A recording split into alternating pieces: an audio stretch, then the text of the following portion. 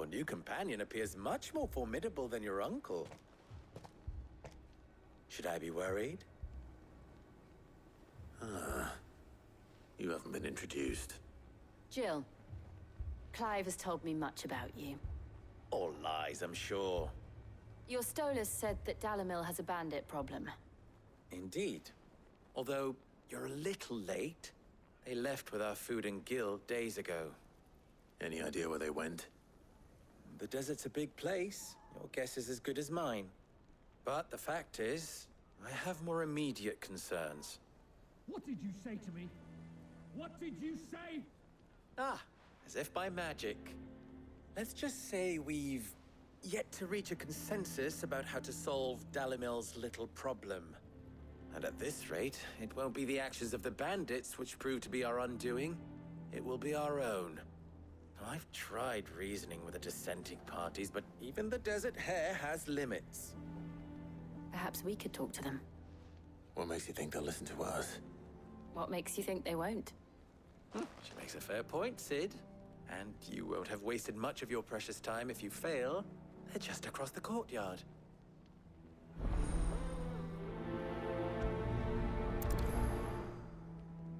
Suppose we just follow the shouting.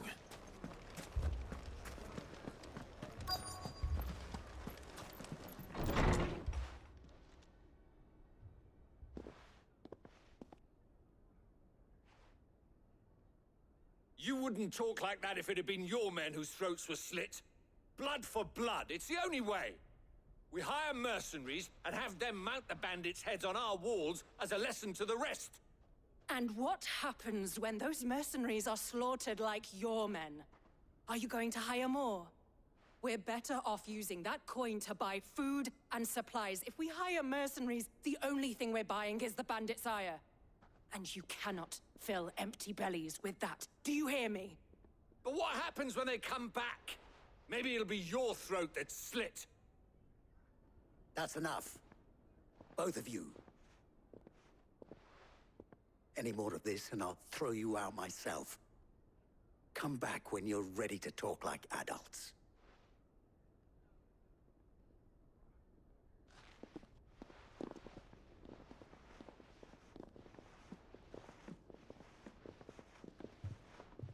Victor. What's he doing here? Sid. And Lady Jill. What brings you here? I was about to ask you the same thing. Costness is in chaos, and the markets have all but ceased to operate. The Briar's Kiss here in Dalamil is the only place I can reliably obtain supplies. I was here to do just that when Master Lubor told me of his troubles. He thought I might be able to talk some sense into these fools. But if you're here, I suppose his patience must be waning. Who are those people? Those were the thorns in Lubor's side. And the reason this place might be headed the same way as Costness. It's these accursed skies. The darkness is enough to drive a man to madness. Or an entire city, for that matter. We're still working on the skies. But in the meantime, perhaps we can find a solution to Dalamil's problems. I hope so. For all our sakes.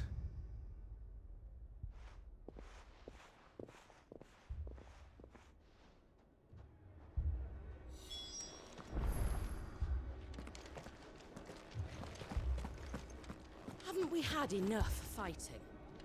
No, I bloody well have. Welcome. The next time. If you're hoping for a bed, I'm afraid you'll have to look elsewhere. One of our wealthy patrons has purchased the use of every room, hoping to keep up. People take notice of wealthy men. Shouldn't be too hard to track down. My reputation will be ruined! Ruined! Calm yourself, Lord Ignac, I beg of you, before you do yourself a mischief. Pardon the intrusion, but... Out! Get out! I paid for these rooms so I wouldn't be disturbed. Leave me be! Please, allow me to apologize. His lordship is going through a difficult time, and he's never been fond of guests arriving unannounced. Radim! Get rid of the filthy oaf this instant! Very good, Lord Ignac. Would you mind stepping outside for a moment?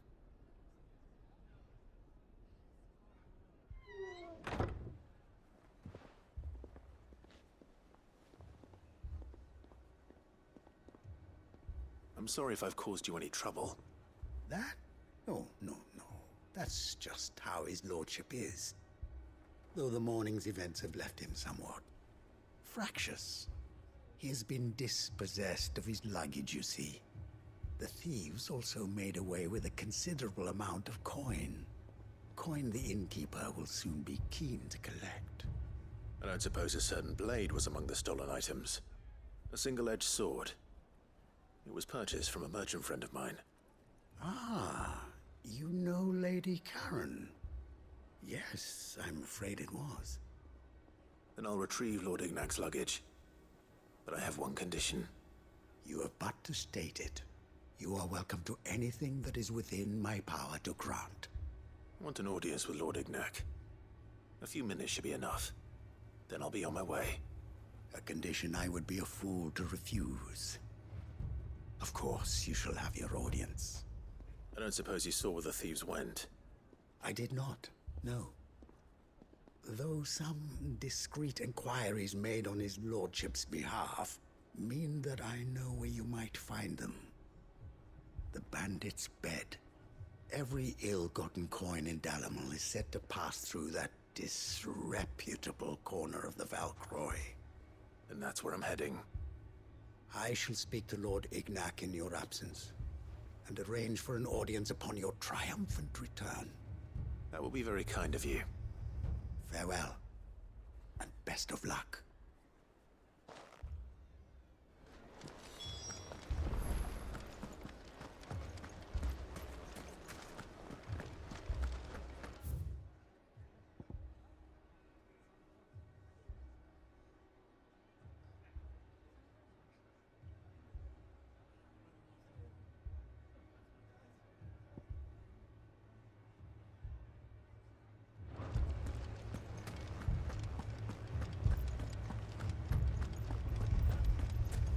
Cannot let those thugs get away with this. Cell swords are what we need. As many as the...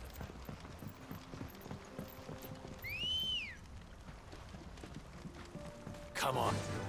Fly, Ambrosia.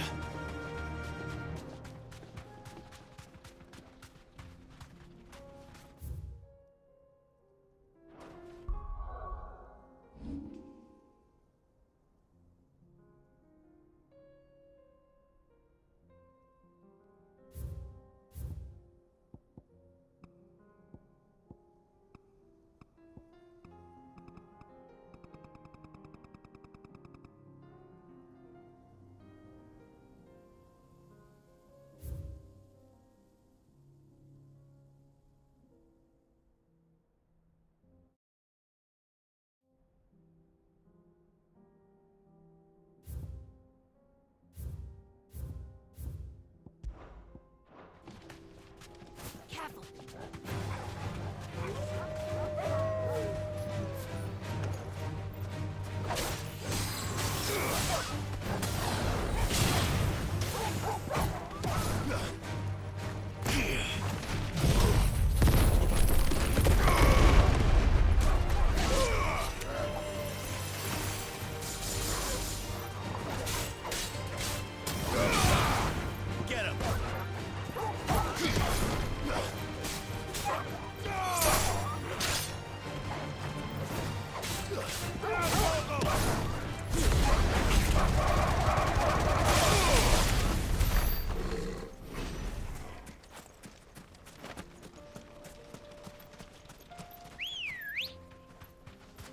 Good girl.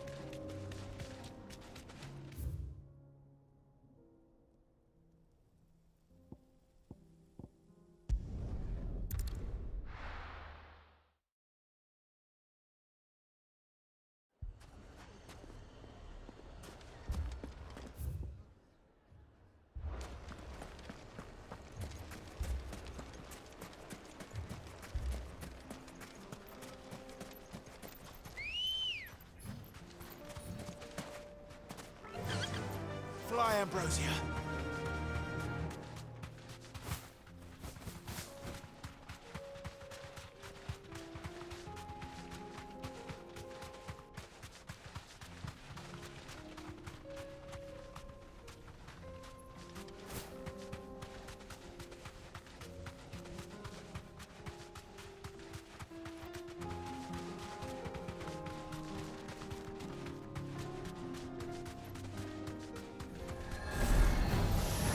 Enough of you, are there?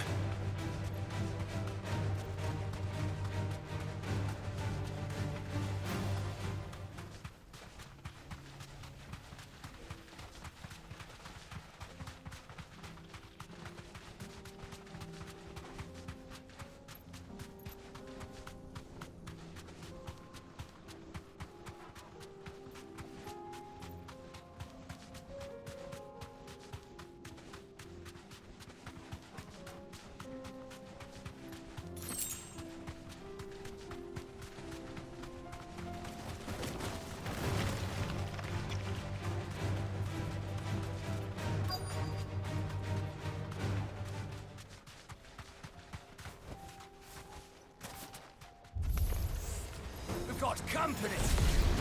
Come on, lads, let's tear the bastard's head off!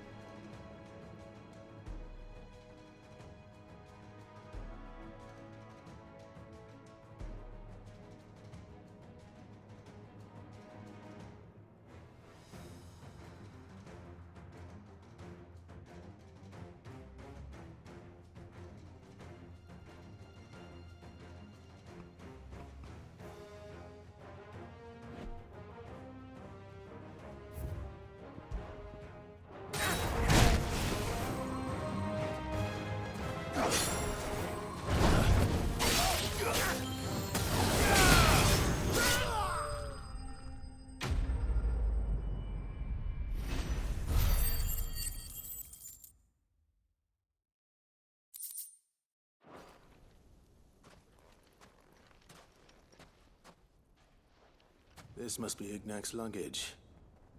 Nothing seems to be damaged. All right. Let's get it back to Dalimil.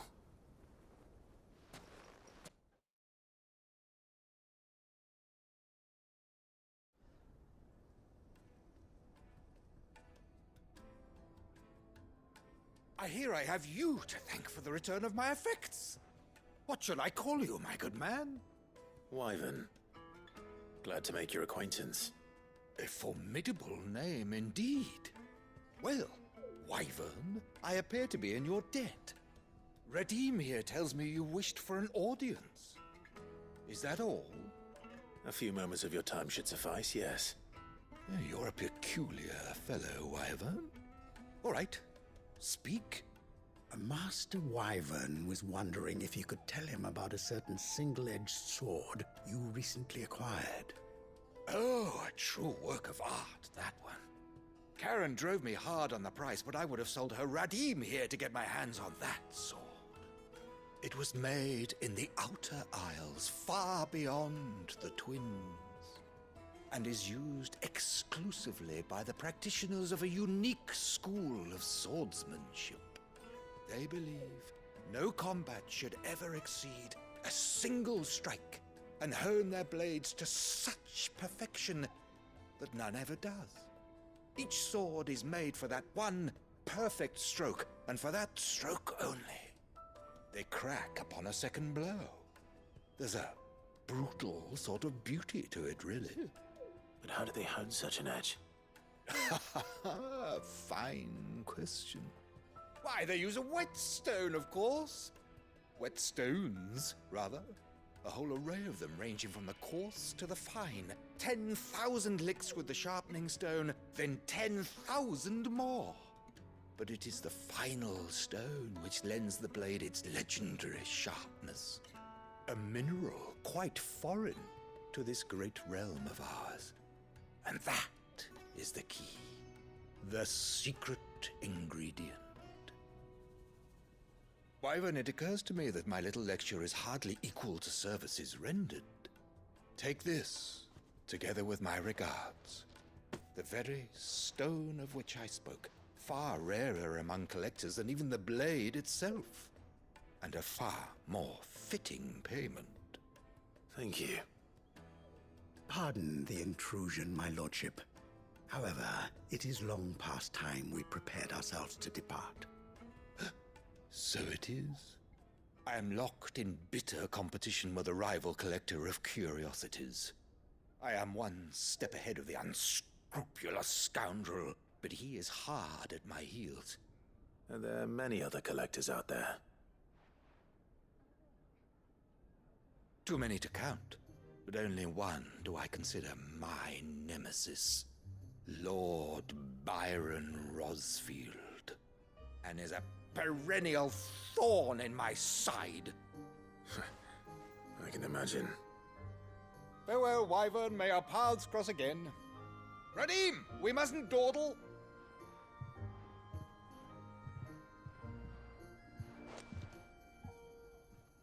I think his lordship is rather taken with you, Master Wyvern. Thank you again for your assistance. Coming, my lordship. I'll be right there.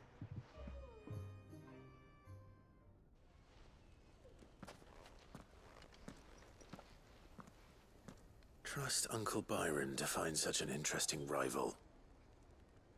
Now, let's see what Blackthorn makes of this whetstone, shall we?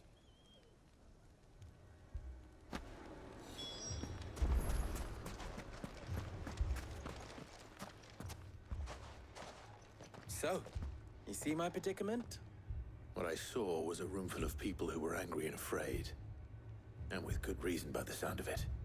But if left to smolder, that anger and fear could set the entire town alight. My thoughts exactly. What to do? Both sides wish to protect their homes and livelihoods, if only they could agree on how. But as long as they are divided, we are vulnerable. And if there's one thing bandits like, it's an easy target. What would Sid the Outlaw suggest? Well, if it were my namesake, he'd let them choose for themselves, and be on hand to pick up the pieces when it all went wrong. That sounds like a recipe for disaster. A recipe for disaster is precisely what it is. But perhaps that realization would be enough to make them question the ingredients. While it's plain neither Conrad nor Natalie will countenance the other's proposal, it may still be possible to make them doubt their own. Before presenting them with a third option. And that would be? To pool our resources and save the city ourselves. Why fight each other? When all that fear and anger can be directed at the bandits. It appears we have a plan of action.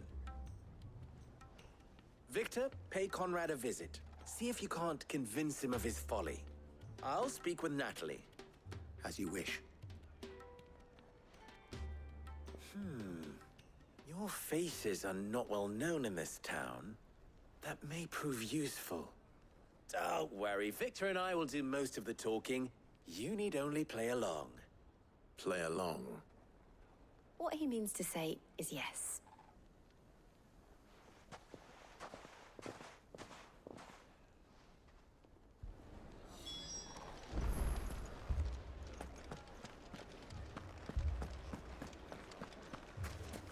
Picture it, Conrad. Your own city guard. With you as captain.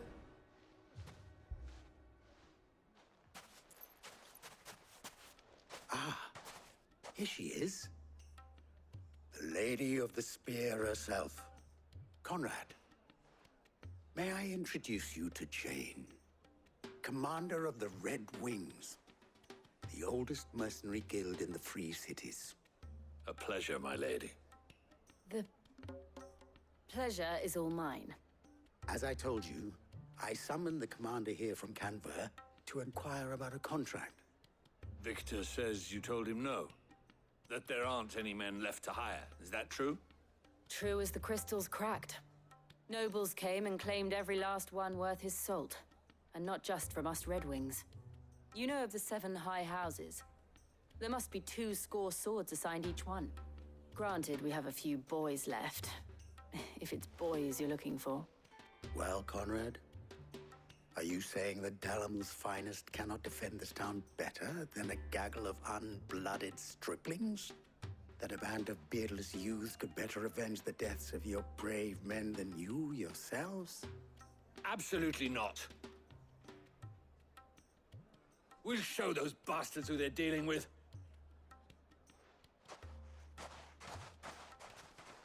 I can't believe that actually worked. Conrad's not what you called the brightest candle in the crypt. And there's a reason why I had you do the talking and not Sid. Well played, my lady.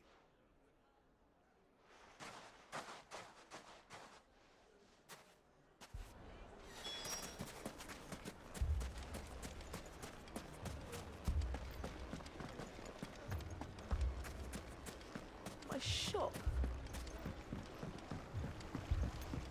If I had my pickaxe, I would... I mean, it may still be possible to buy something, and we... Ah, here he is now. Natalie, allow me to introduce Lord Underhill of Randalar's prestigious League of Merchants. Lord Underhill. At your service. Underhill.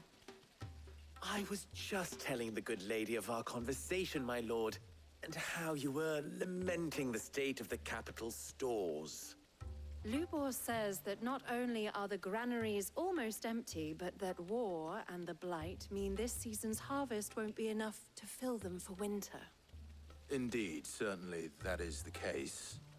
The nobles in the capital are buying up the city's stocks of barley and wine, driving the prices higher than most commoners can afford. It is only a matter of time before the peasants revolt. It is worse than I thought.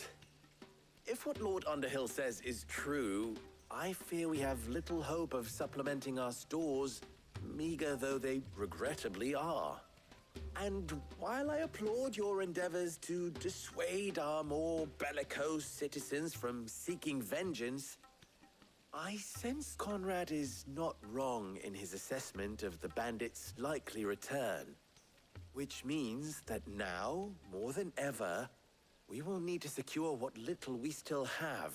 Food, weapons, herbs, everything. If our humble town is to endure not only this hardship, but those that are certain to follow, we must stand united. All right. If it will help to protect my home, I'll do it. But you needn't have gone through this charade.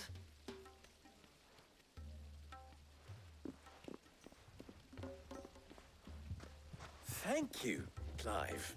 Your performance was nothing if not workmanlike. She saw right through it. I didn't say it was good, merely that it produced the desired effect. Now, my scouts should be returning shortly.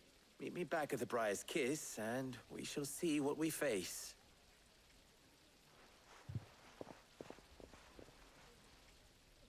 I'm not convinced our roles in this ruse were entirely necessary.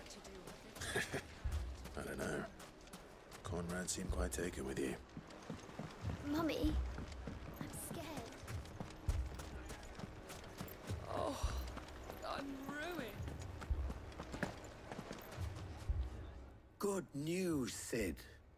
Both Conrad and Natalie have somewhat gracefully accepted their new roles. With time, they may even learn to. Time no longer appears to be the luxury it was before lunch. I take it your scouts found the bandits. Technically, it would be the bandits who found my scouts. It appears they march for Dalimil as we speak. All of them. You're not serious. They don't just want food, they want the whole damn town.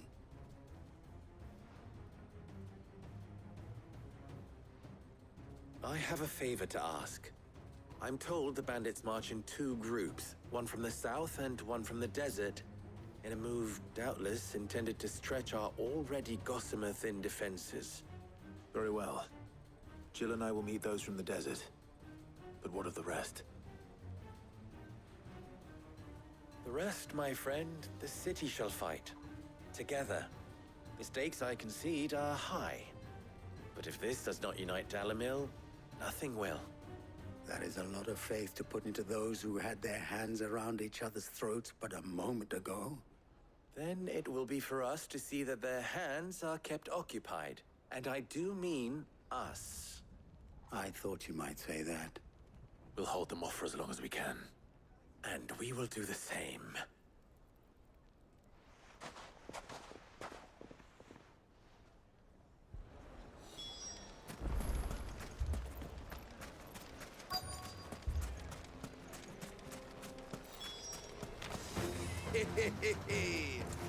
The women folk have come to welcome us.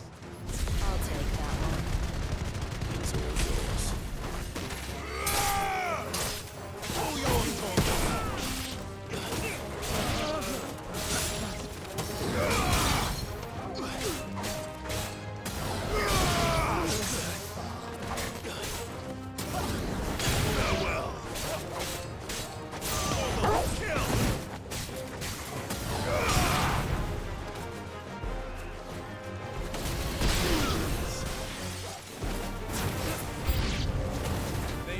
Overwhelm us.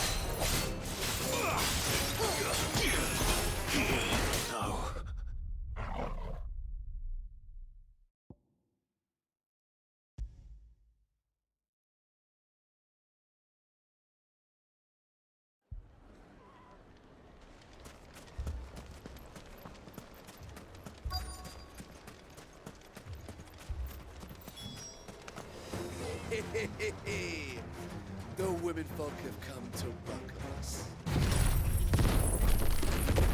I'll take that one.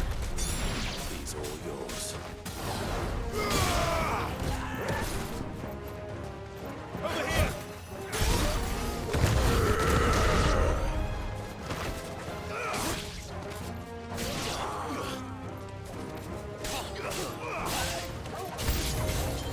They mean to overwhelm us.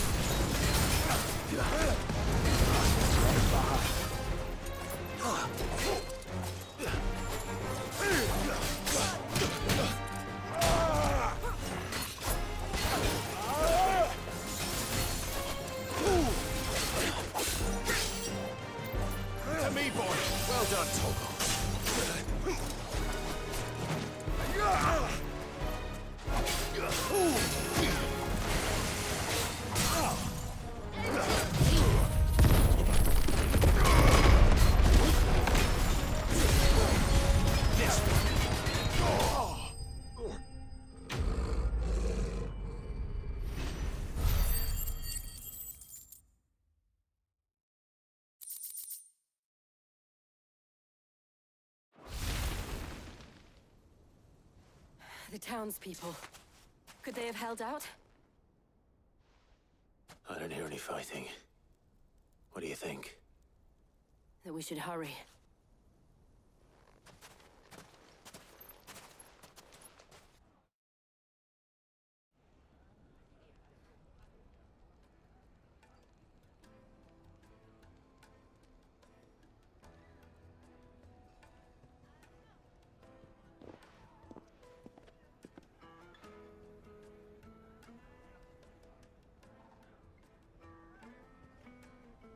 Natalie, I owe you an apology.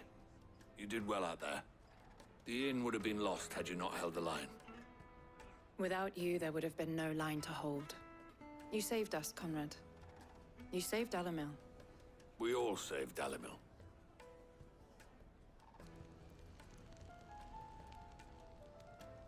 Conrad seems to have had a change of heart. I'd say they both have. I take it from your presence that our visitors from the desert won't be joining us either. Pity. The plan worked, Sid. Granted, it only took an army of bloodthirsty bandits at our gate. Calm now, Victor. Why quibble over the details? We are united, and that is all that matters.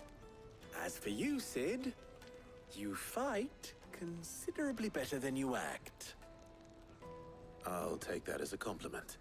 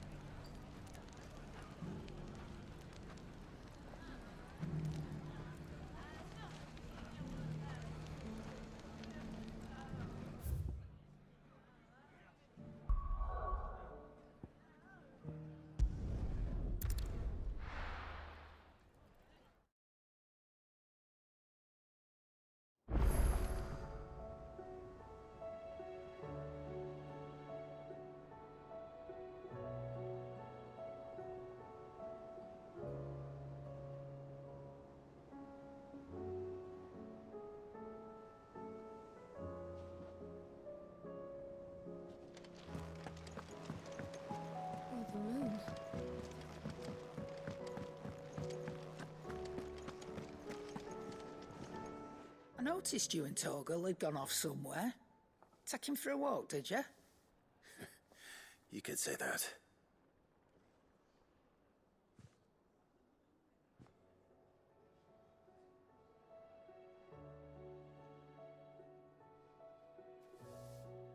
So, Molly's leftovers weren't good enough, eh?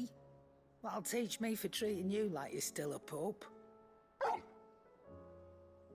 All right, no need to shout. Now we know what you're after, I can see about getting some in. Speaking of which, I brought one for later. Can I leave it with you?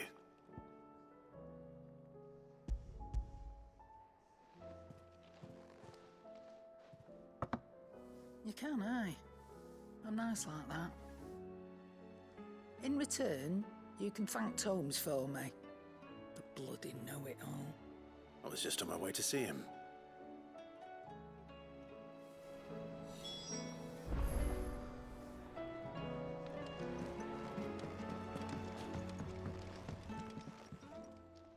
Sorry for the wait, but hopefully you'll agree it was worth it.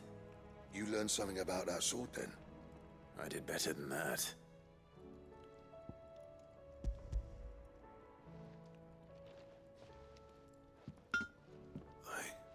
A whetstone? Yes. But not one you'll find anywhere in Valisthea.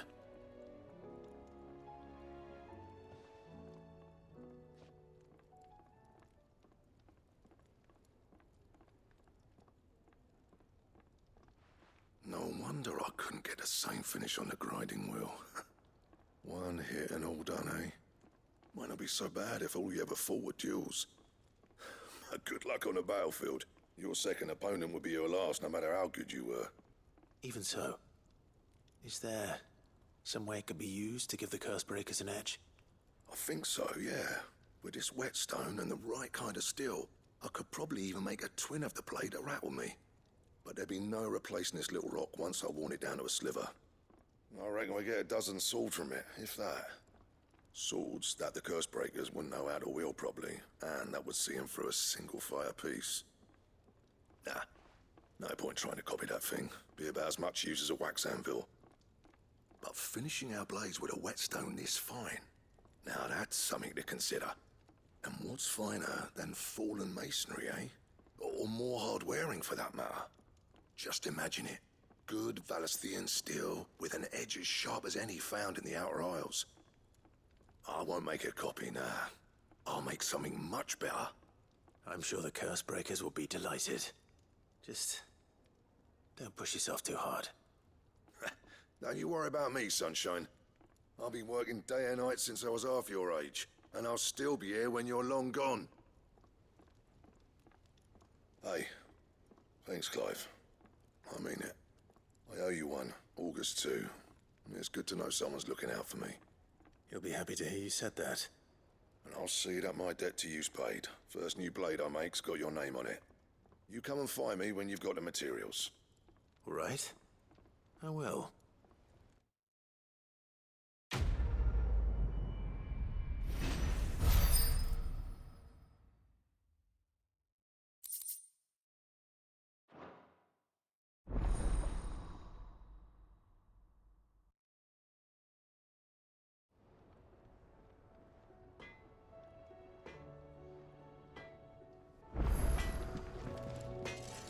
Trouble with your gear, or...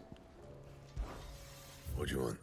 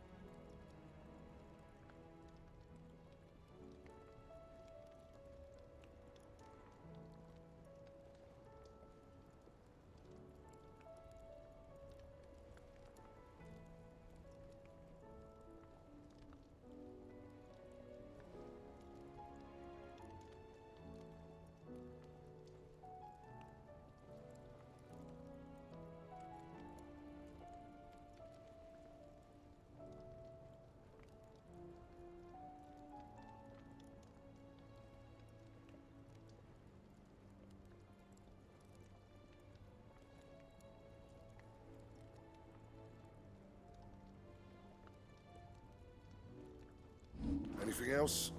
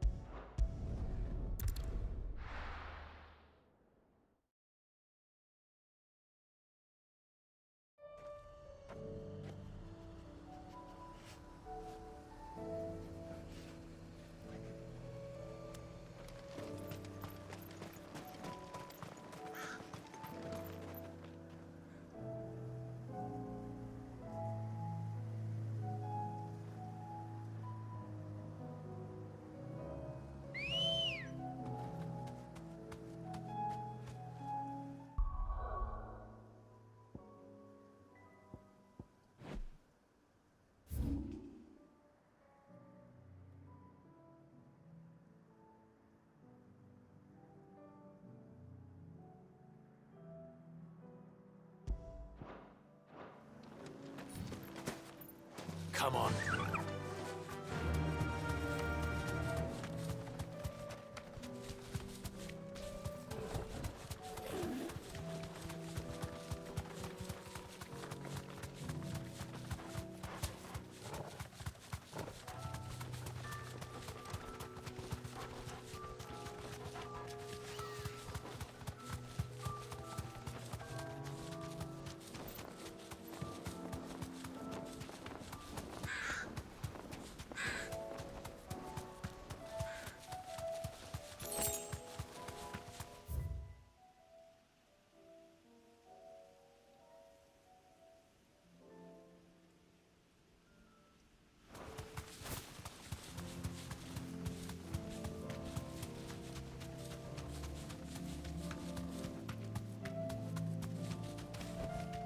That'll do, girl.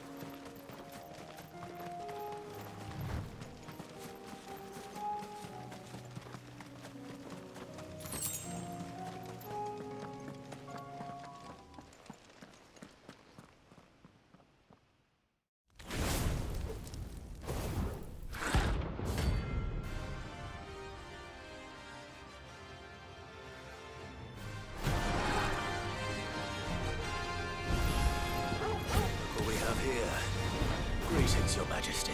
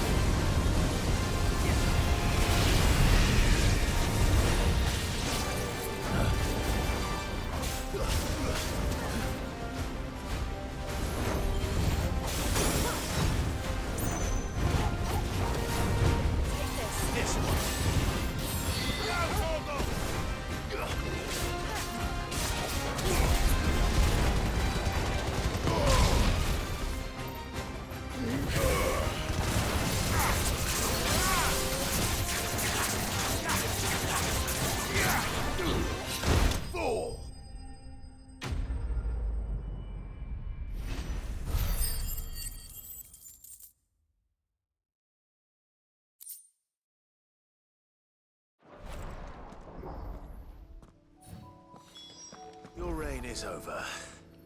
Now to collect the ash. I should probably have brought a bucket.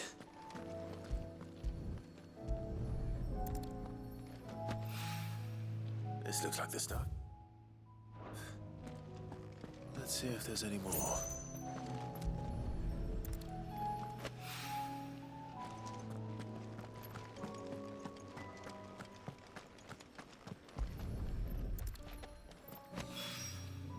That should do it.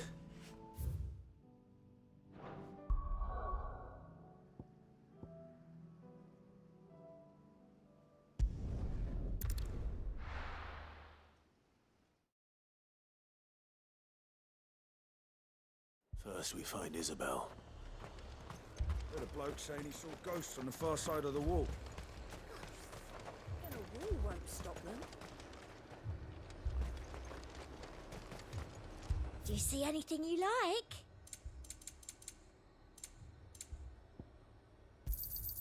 You've a keen eye. An excellent choice. You've a keen eye. An excellent choice. I saw it with my own eyes. The whole of Oregon.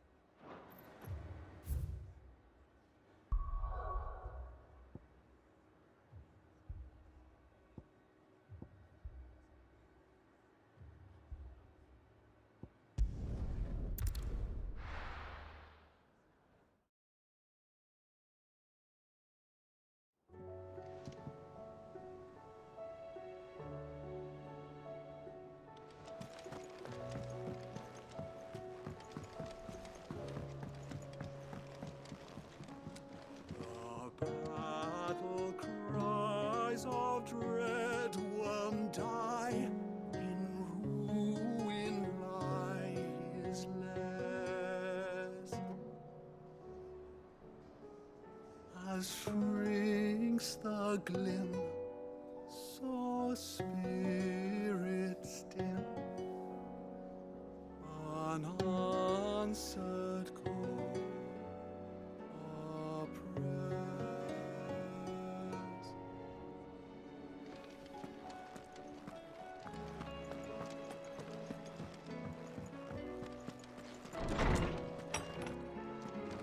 There's a storm coming soon. Ah, Clive. Were you able to locate your quarry? We were indeed, Lawsman. You pointed us in exactly the right direction. And Torgal's been a very happy hound ever since. Very good, very good. Lady Karen sends her thanks, by the way, for your part in solving the mystery. Ah. But that reminds me. After your last visit, I found myself pondering Torgal's talents. Do you recall our conversation concerning Lady Jill's role in Torgal's transformation? About how she somehow woke the power within him. Precisely that. A reasonable conclusion, I thought. But one which raised certain questions in my mind. You see, the Fenrir of legend served Shiva and Shiva alone. And while the powers attributed to him are certainly impressive, The records imply they are somewhat different in nature to those you described Torgal as having used. What are you suggesting?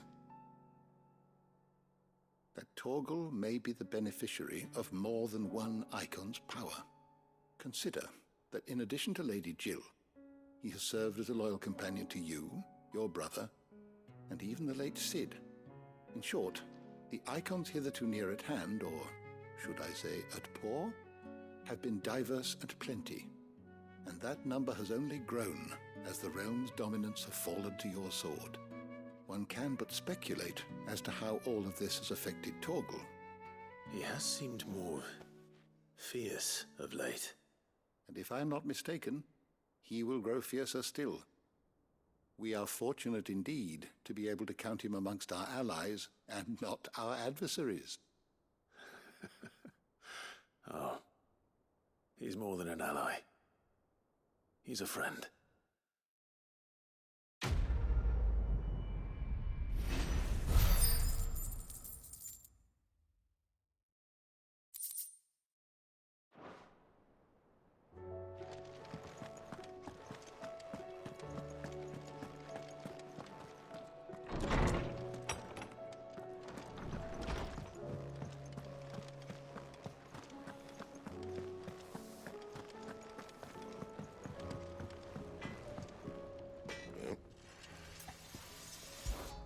So, will it be? No scratches, right?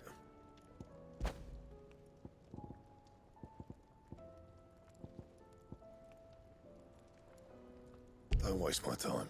You ain't got the stuff. Trouble with your gear, or see that sort of yours stays oiled.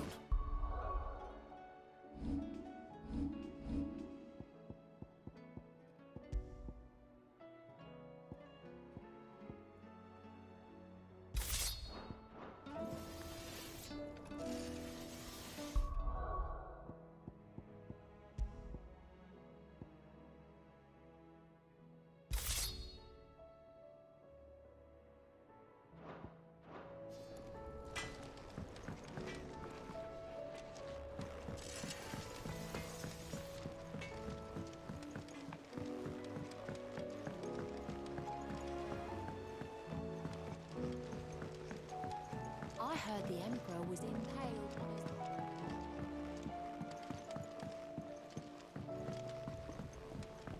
his... We're all gonna die! You hear me?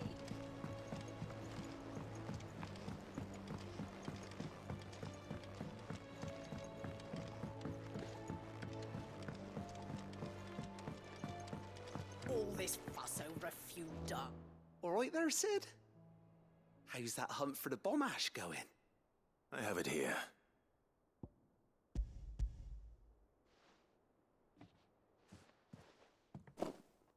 That's the stuff! And plenty of it, too. Enough to keep the Alembic bubbling away for a good old while. You're a gent, Cid. Let nothing say otherwise. Right then, let's get this contraption up and running.